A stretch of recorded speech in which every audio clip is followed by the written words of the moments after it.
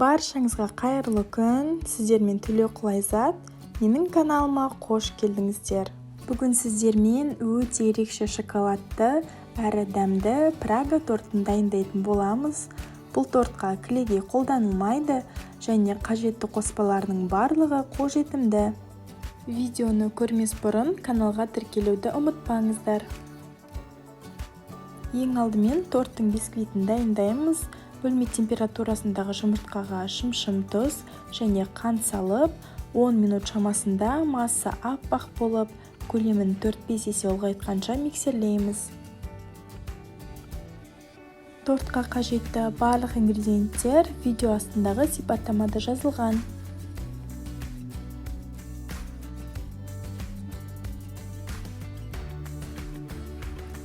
Міне дәл осындай масса шығуы тиіс. Бисквиттің жақсы шығуы тікелей жұмыртқаны жақсы шайқауға байланысты болады. Келесі кезекте суды құйып сәл араластырамыз.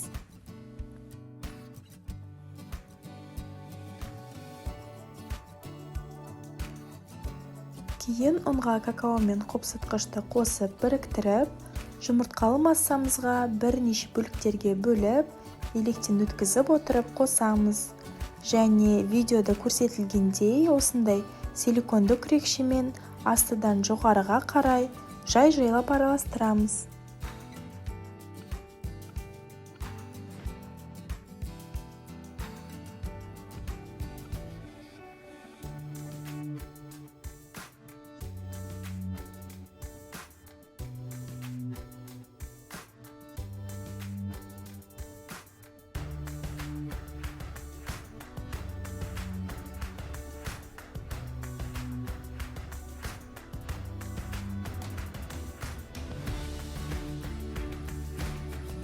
Қамырымыз дайын, енді оны мен осындай жиналмалы сақинада жан-жағына фольга төсеп пісіремін.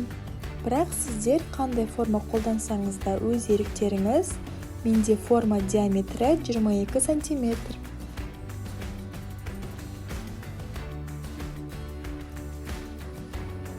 Бисквитті 180 градуста қызып тұрған пеште шамамен 40-45 минут пісіреміз. Және толықтай піскендігін осылай ағаш таяқшаның көмегімен тексеруге болады. Бисквитті корждарға бөлу үшін толықтай суыту қажет. Сол аралықта кремін дайындаймыз. Осындай отқа қоюға болатын темір ыдысқа жұмыртқа, қант, ванильді қант және жүгері крахмалын қосып араластырамыз.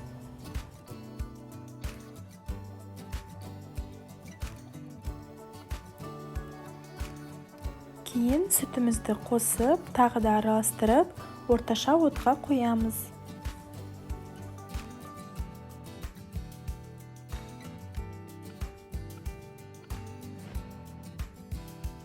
Және сәл алып қалған сүтке какаоны електен өткізіп қосып араластырамыз.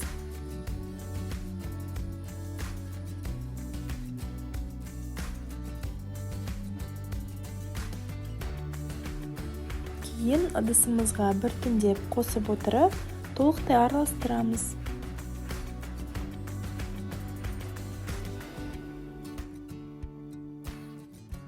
Және міндетті түрде әрдайым массаны араластырып тұру қажет, себебі ең асты тез күйіп кетуі мүмкін.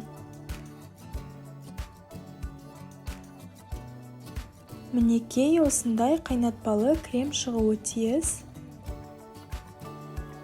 Дәл осылай ең алғашқы көпіршікті көрген бетте оттан аламыз. Тезірек суы үшін салқын су құйылған ыдысқа қоюға болады және бетін целлофанмен жауып қою керек. Бисквит толықтай суыды және ол өте биік болып шықты. Енді оны теңдей 3 коржға бөлеміз. Бөлген уақыттағы артық корж қалдықтары болса, оны торт әсемдеуге алып қаламыз. Үй температурасындағы жұмсақ сары майды ағарғанша миксерлейміз.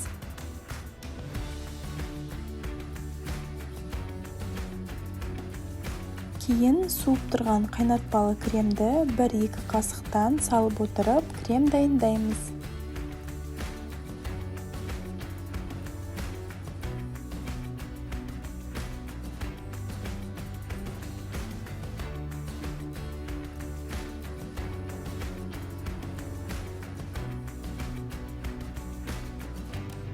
Креміміз дайын. Енді тортты жинаймыз. Торт жылжып кетпес үшін астыңғы бөлігіне сәл крем жағамыз. Және де мен кождары ылғалды болу үшін пропитка жасаймын. Сүтке бір ас қасық қант ұнтағын қосып, кождарымызға сәл құйып шығамыз. Үстінен кремін қосамыз.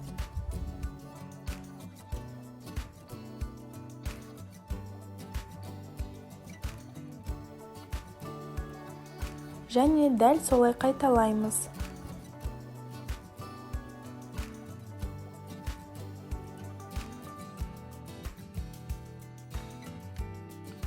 Үстіне шоколад құйып әсемдеймін.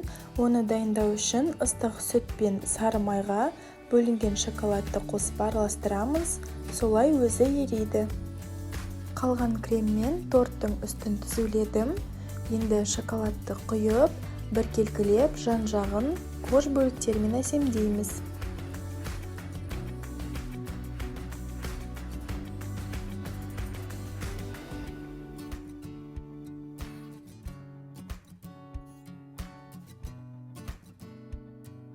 Қалауларыңыз бойынша осындай өрнек салсаңыздар да болады.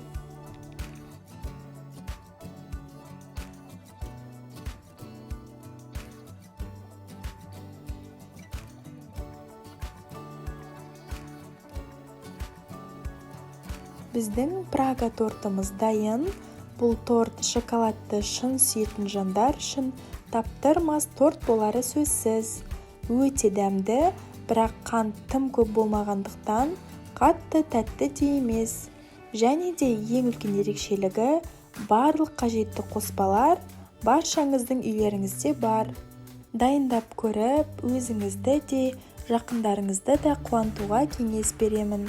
Сіздерге видео ұнаған болса, менің каналыма тіркеліп, лүпіл басып, комментарий қалдыруды ұмытпаңыздар.